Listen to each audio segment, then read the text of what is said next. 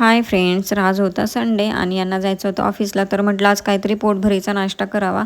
तर खूप दिवसातून आज सँडविच बनवते. सगळ्या भाज्या घरामध्ये होत्या, तर इथे गाजर किसून घेतले, शिमला मिरची चिरून घेतले, टोमॅटो, काकडी, कांदा चिरून घेतला आहे. त्याच्यानंतर बटाटा मी शिजवून त्याला किसून घेतला आहे. त्याच्यानंतर त्याच्यामध्ये चिली फ्लेक्स, ऑरेगॅनो, मेयोनीज, त्याच्यानंतर आपला सॉस, टोमॅटो सॉस टाकला आणि जी ग्रीन चटणी बनवली होती ती पण टाकली आणि हे सगळं मिश्रण चांगलं मिक्स करून घेतलं.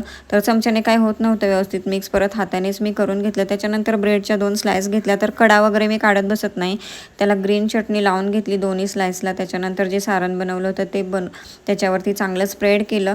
आणखीन थोडासा सॉस आणि मेयोनीज टाकलं, मस्त दाबून घेतलं आणि त्याच्यावरती दोन्ही साईडून तूप लावून खूप छान असं कुरकुरीत सँडविच मी भाजून घेतलेत. तर बघा, मस्त असे सँडविच आपले तयार आहेत. चटणी पण आहे, सॉस पण आहे. तर व्हिडिओ आवडला असेल तर नक्की लाईक करा आणि आपल्या चॅनेलला सबस्क्राईब करा. Bye bye.